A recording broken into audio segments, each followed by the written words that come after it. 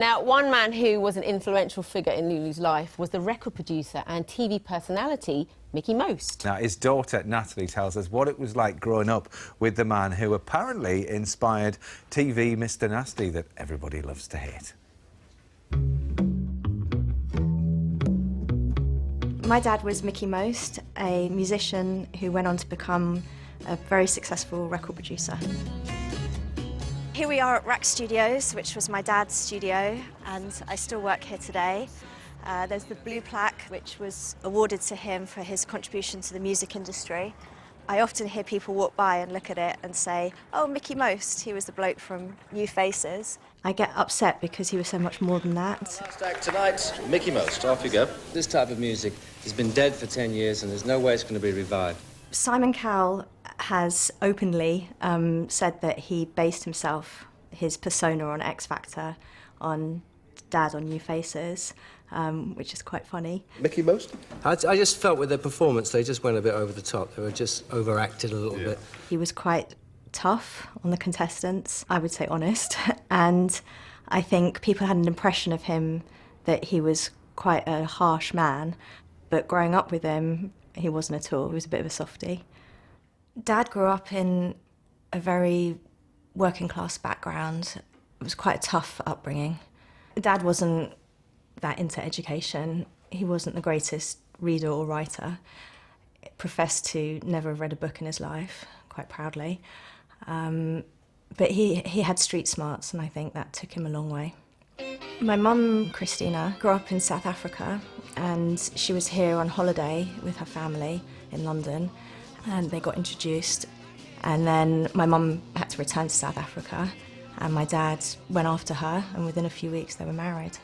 So it was a whirlwind romance. When Mum and Dad got back to London, they'd found this group called The Animals, and they really, really liked them. So he booked 3 hours in a studio, and they managed to do the single, which was House of the Rising Sun, in 15 minutes. And that was kind of the first big record. It was huge. And then he went on and produced Donovan, Lulu.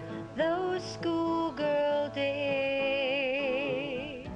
He shaped British music, British culture, and a lot of people's careers.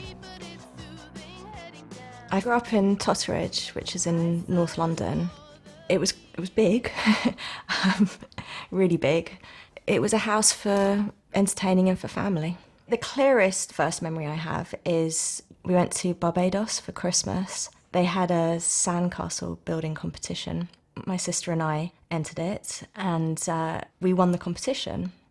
I found out years later that Dad had actually been paying the guy who judged the sandcastles, so I feel a bit sorry for the other kids. Dad absolutely loved cars. He had, I think, 6. And pretty much every Sunday he'd pull all the cars out the garage and we would collectively wash them. It was good family time, just playing the radio, listening to music, washing the cars.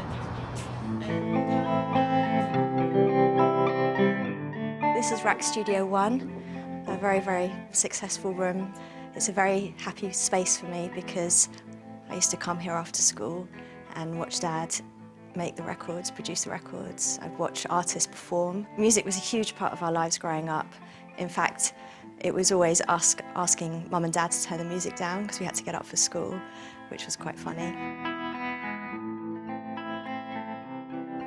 Dad had an illness called mesothelioma, which he called the measles because he couldn't pronounce it, and which is a cancer from the lining of the lung, caused by asbestos.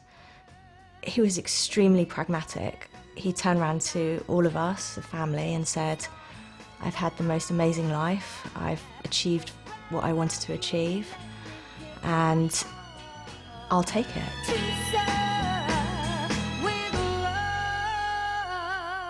You can't avoid him because every day I hear something or see something that's related to him. So his legacy lives on, and you just have to be proud of that. Well, Lulu, we saw you there in the